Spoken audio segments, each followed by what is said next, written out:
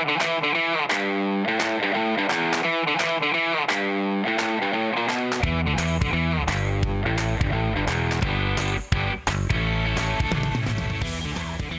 back to another episode of Political Life.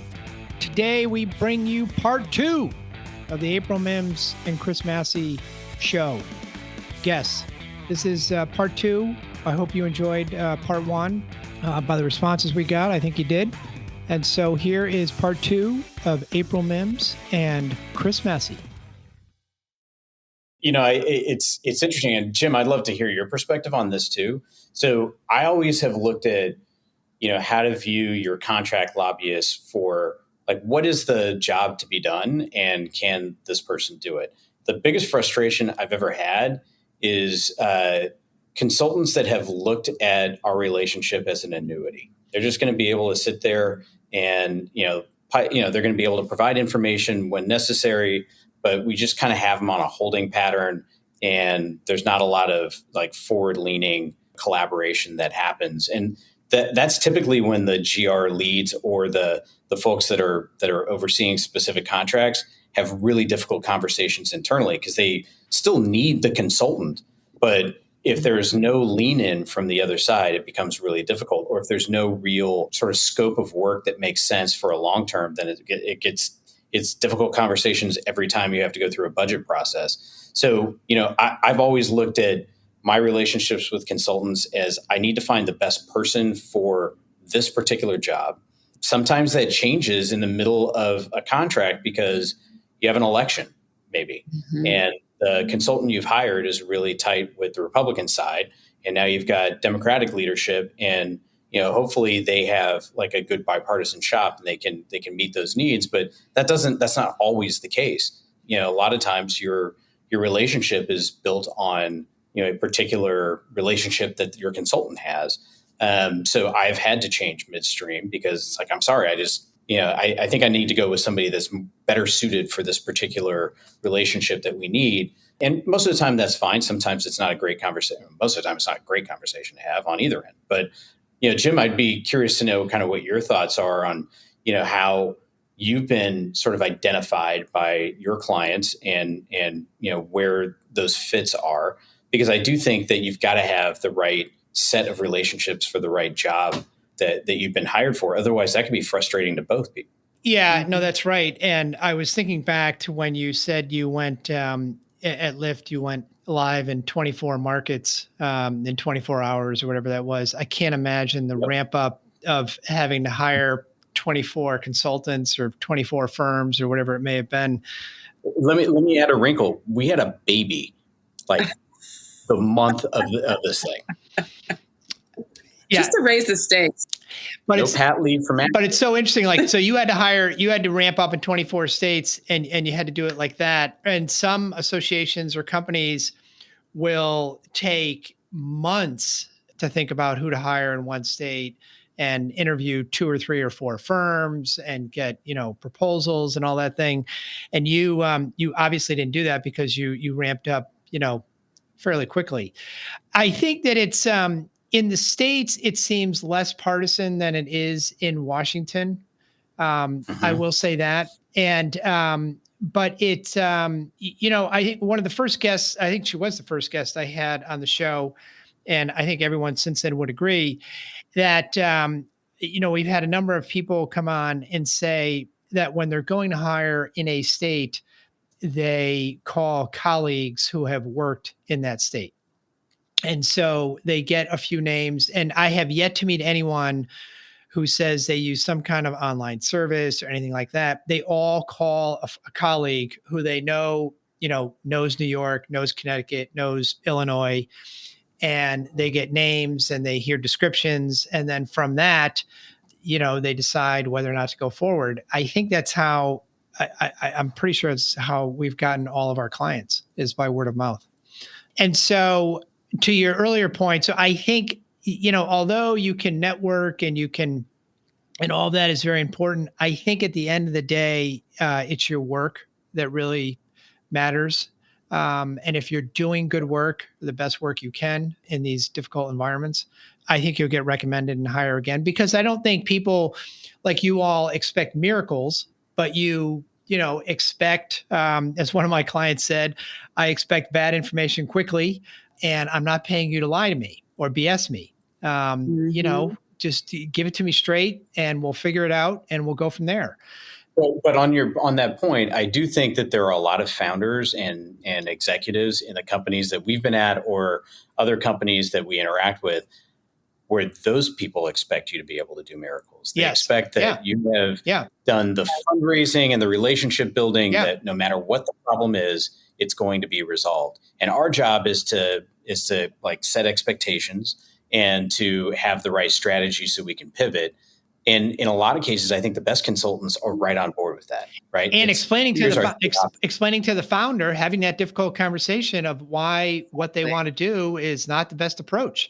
It's much easier as a consultant just to nod and say, sure, okay, yeah, we can do that when it's, but no, it's, no, you got to push back, because a lot of times having a meeting and having a conversation is not the best approach. It's not going to end well. And so, but it's also interesting when companies like Lyft are getting ready to hire.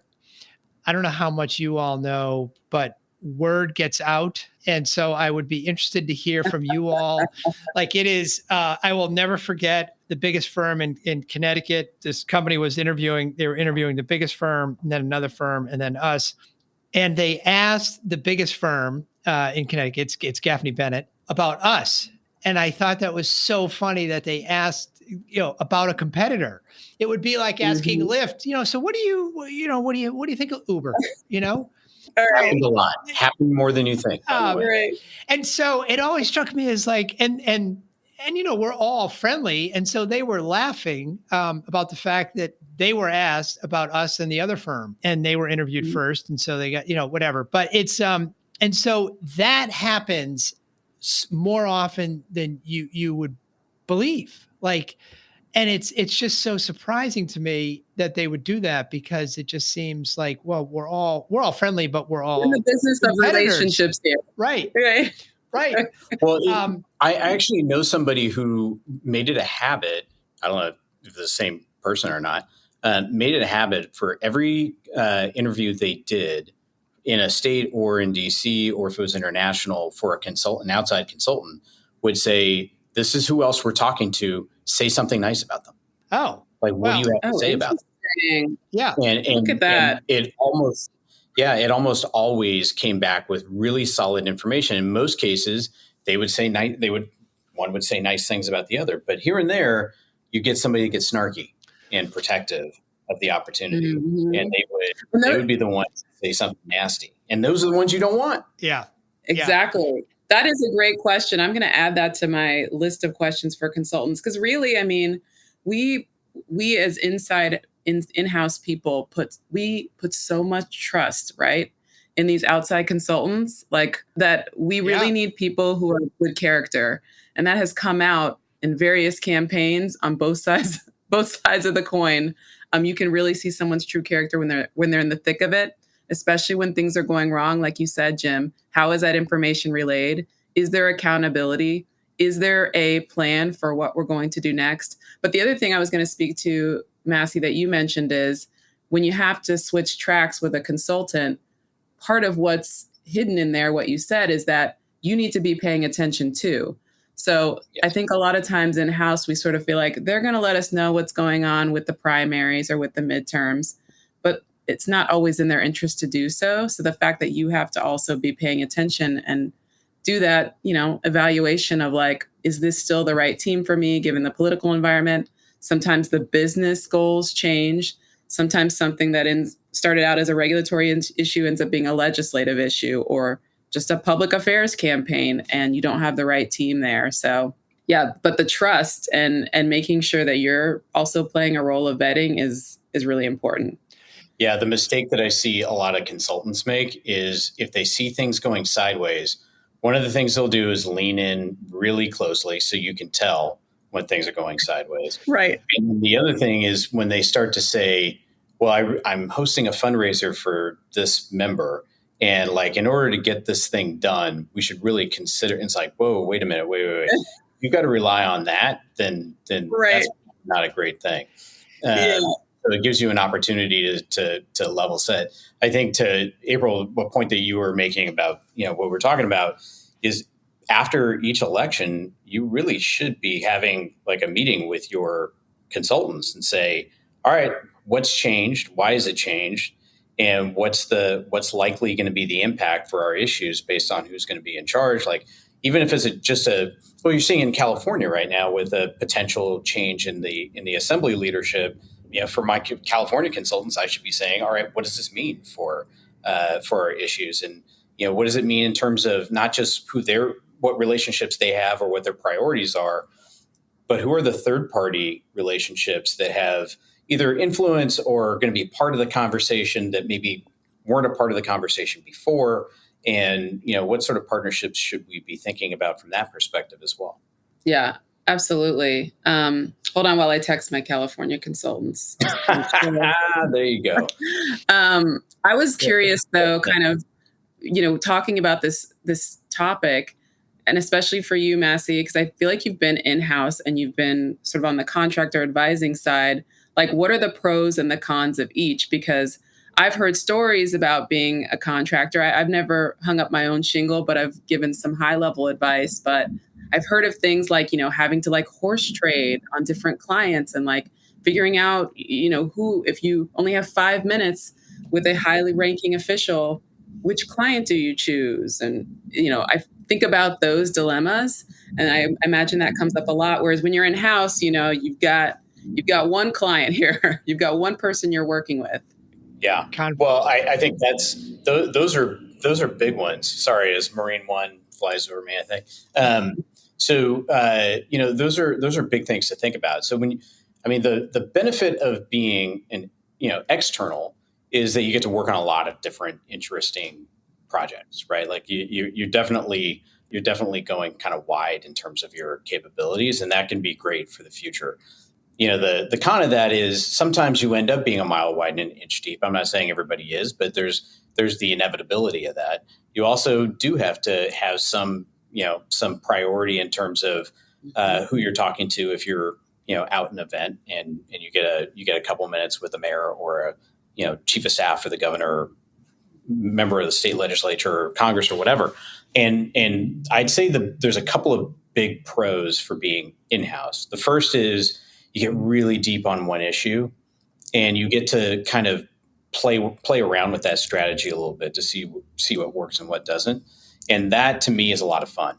The second thing is, I think look, I love nothing. I don't love a crisis, but I love being inside fast moving, highly strategic environments. And I feel like when you're in-house, you almost more often than not get to play in those because you get to think through kind of all the what ifs. And you get to build hopefully a team. So, the thing that we got from Lyft was not just a team of really good people, but a lot of us are still good friends at the end of the day. And I imagine that's the case with the Lyft team now. Like, I'm not really close with a lot of the folks that are on the Lyft team now, but I know a lot of you are, and that's great.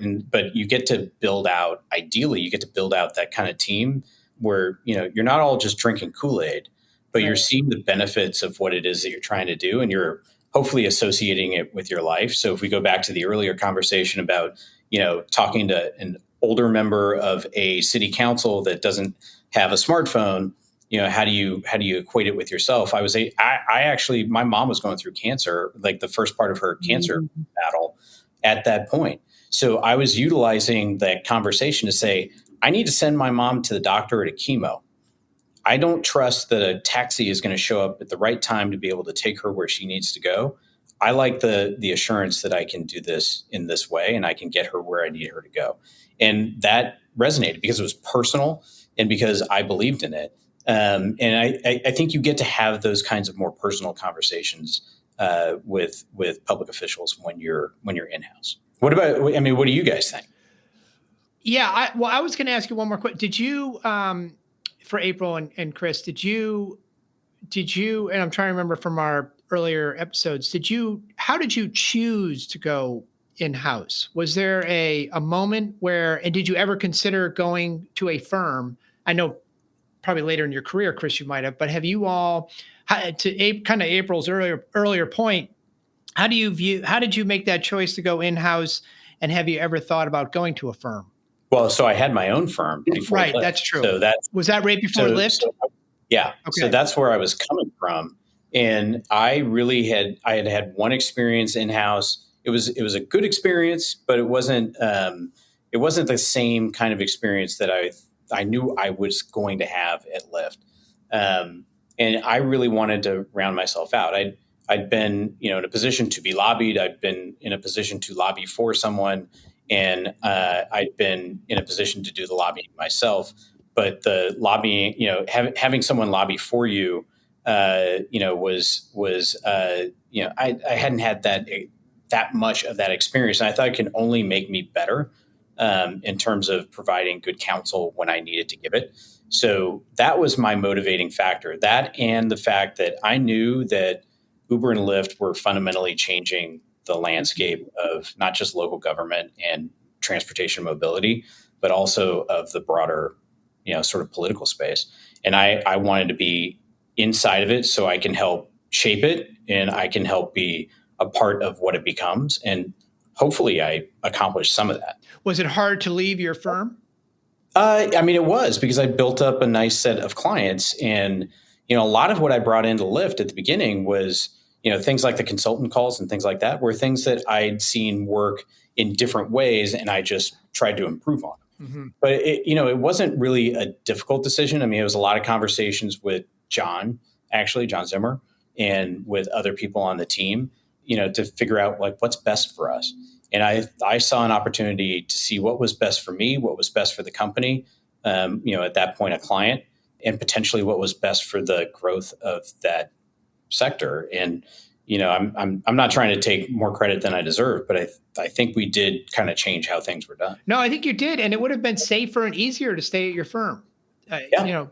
But anyways, April? Yeah, I haven't had the experience of hanging up my own shingle, but I think a lot of the themes you've talked about, Massey, really resonate with me. To me, it's not even so much about in-house versus being contract. It's really about the experience.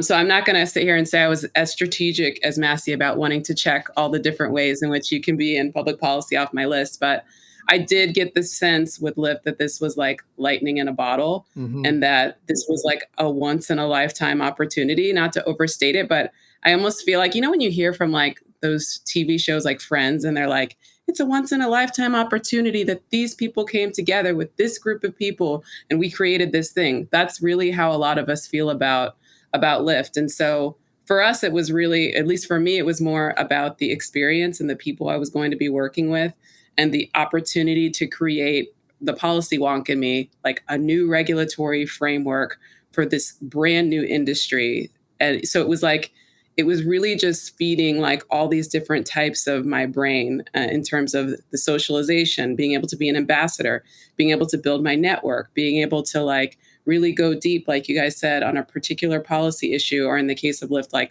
5 or 6 policy issues. And so it was really hard to turn. It was boot camp for GR. Now in my current role, and I'm sure a lot of us feel this way, we're all battle tested. It's oh, the market's not going to shut down. Okay, we're good. We can figure this out. The stakes were so high. I felt I'm really glad that I did that at that time in my life, because I feel like it was really baptism by fire. And frankly, now that I have 2 kids and they're young and I can't travel all the time, I'm glad I was able to have those experiences at that time in my life, because it really laid a foundation for me. So I think it was even more so, that was more important to me than am I in-house or am I contract. I think you're absolutely right in looking at it for what is best at the right time for you. I don't think if I was younger when Lyft was launched, I'm not sure I would have had the same impact, and I'm not sure that, how that would have worked out in the long run. I'm glad I came to it when I did. Interesting.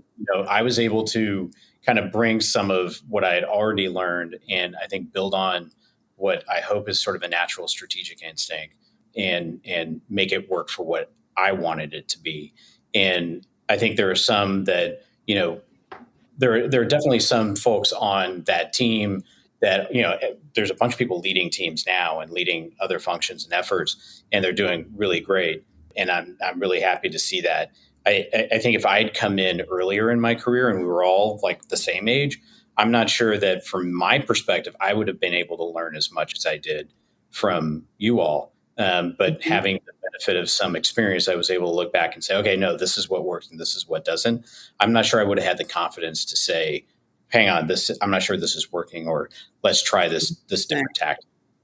Yeah, that's an interesting perspective, because I felt like I was pretty green in that experience and it was just baptism by fire. But at some point it's like, if not me, who else? So, I remember starting at Lyft. I remember when I was given Austin as a market, and I went into the conference room and I collected myself and I said, okay, you're in charge of this now. And I got on the phone with the rep and he was like, yeah, you got to get down here. Like, I said, okay, well, who's our consultant? Oh, actually, I'm not the consultant. I don't do lobbying. I'm just here representing, but I can't actually. Okay, so we need a lobbyist. It's like, okay, well, what groups do we have that are working with us? Well, we don't really have any groups right now. We just got here 2 weeks ago, but there's a hearing happening next week. So, oh my God, peace. And I'm 28. Like, okay. So I think once you have that experience, it builds so much confidence. Yeah. And I think being able to have people like Massey who were more battle tested to look to, and seeing an issue go through its entire genesis in real time, like you don't get that experience at the federal level or any more like legacy platforms. So like, I encourage anybody who's out there, like, if you're interested, if you're curious, like, you should go for these types of opportunities, because there's so much growth that you get so much, so many great friends and family contacts. I mean, I consider my Lyft folks that I'm with, I consider you guys family. So I'm just really thankful for that opportunity. And I'm just the proud fun uncle. He's the proud uncle. Didn't we start out saying you were kind of like an uncle? Yes. Yeah. Yes. That was offline. And I should also just say, by the way, that I'm not all that. April has done all the things she's done because she's smart enough to just start out and say, what are our issues? What groups do we need to partner with?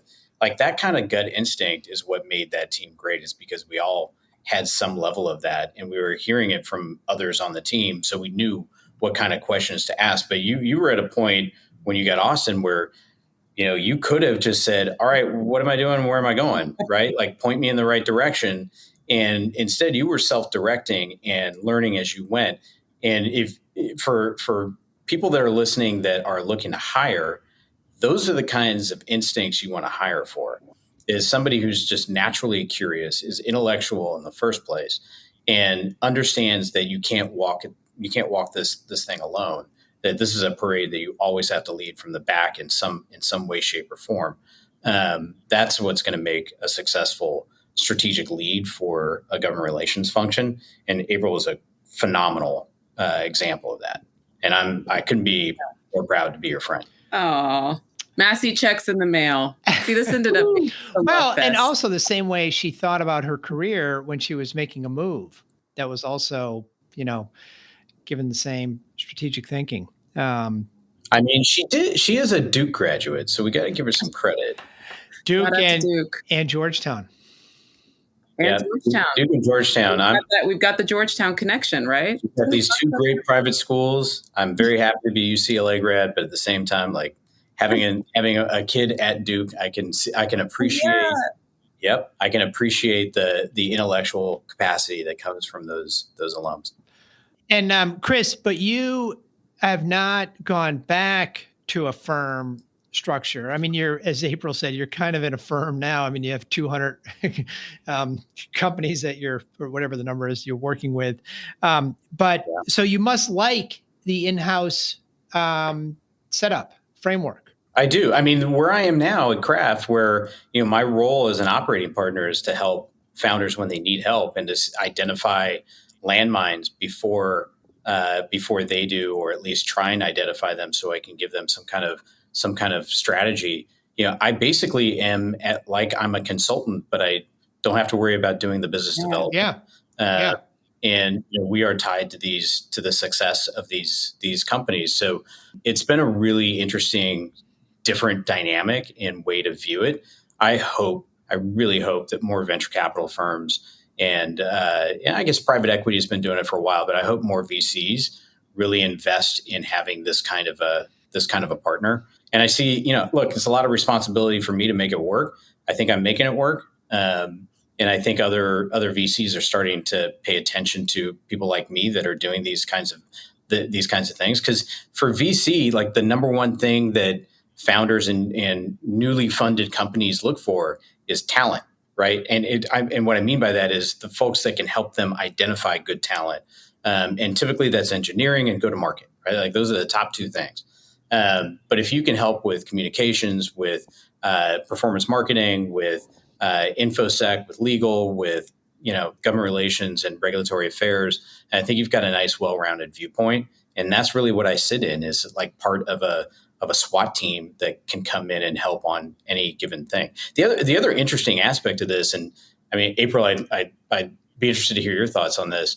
I really do find that good policy leads and sort of GR functional leads end up being really good cross-functional partners if done right. So you can't do this without the help of your marketing team or your business development team or whatever it might be, engineering, product, understanding what's coming down the pipe.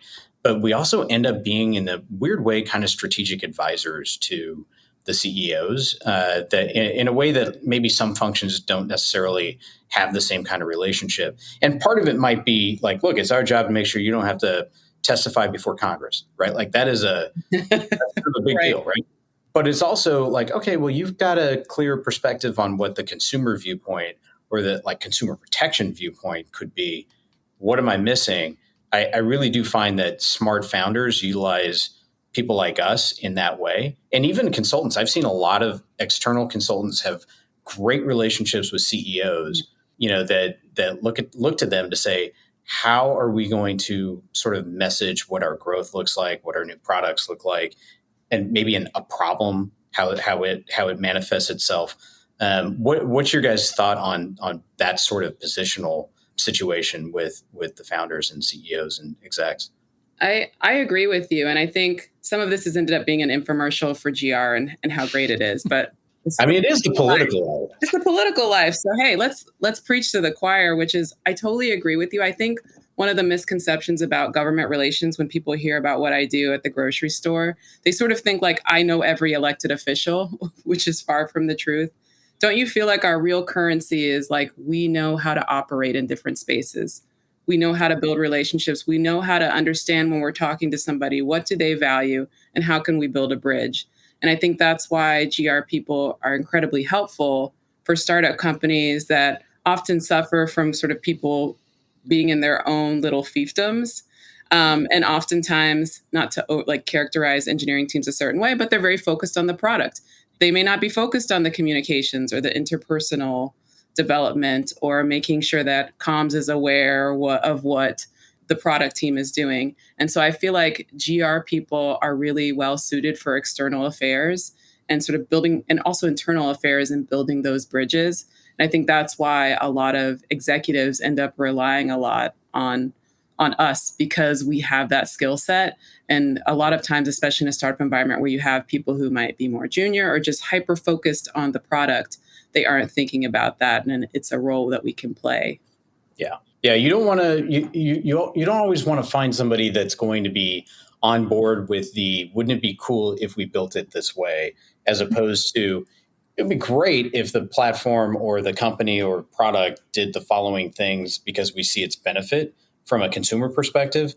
But you've also got to look at it like, yeah, but you need to think about the following things that are either systemic issues, issues that impact, especially diverse communities in terms of access and or how it's going to play out publicly.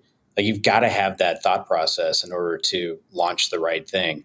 And product development and engineering definitely look at things like this is disruptive. It's something that's going to change the face of how whatever it is, whatever sector you're talking about, how digital health is viewed or delivered. And those are all great things. It's aspirational, and you want to both be inspirational and aspirational, but you also need to be realistic at the same time. And part of our role is to be like, we're not trying to be naysayers. Like, how do you want this to work? Let me help you figure out how this can work in the right way for everyone.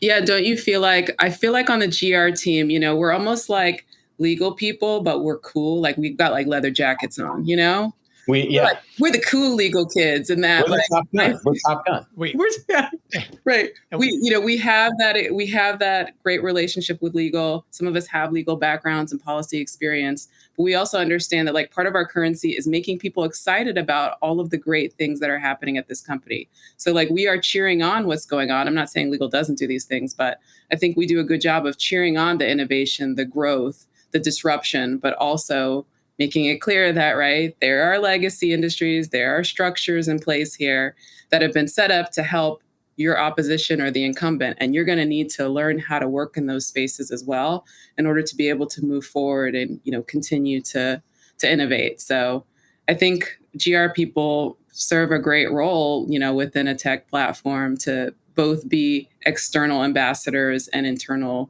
communicators and ambassadors as well. What do you think about I know that government relations is a title or is a functional title. I almost don't love GR as I don't think it's descriptive. I don't think it's a conversation. Yeah, you've got three, maybe four aspects of it, right? You've got government relations, which is simply relating to government. That's the lobbying. You've got policy, which is identifying the right sort of policy schemes that make sense for where the world is going and where innovation is taking us. And then you've got public affairs, which is sort of relating to not just the elected officials, but also to the communities that surround them and more broadly influence them. And then you can even add social impact and community affairs to it. Like to me, the government relations is a bad or a singular descriptor that maybe we should consider changing. I think we should start a petition to change it to like external affairs or something like that. I think so. So much more to it. Well, and a lot of times when we say GR, we don't want to say lobbying. So we say GR because it's, it sounds much more. Yeah, but we're so many years out from the Greenberg-Traueg, Jack Abramoff conversation at this point, although we just brought it back up. That I think, lobbying is what it is. Like it's just a component. No, but you're right. To your point, the GR is just one aspect of it, particularly for people in-house like you all. I mean, you wear those 3 or 4 hats. Yeah. And we limit ourselves internally, just in terms of like internal politics, when we just call ourselves government relations, because what we do, like you said, Massey, is so much more than that. But I do think we need a formal campaign. So let's get David Mack on the line.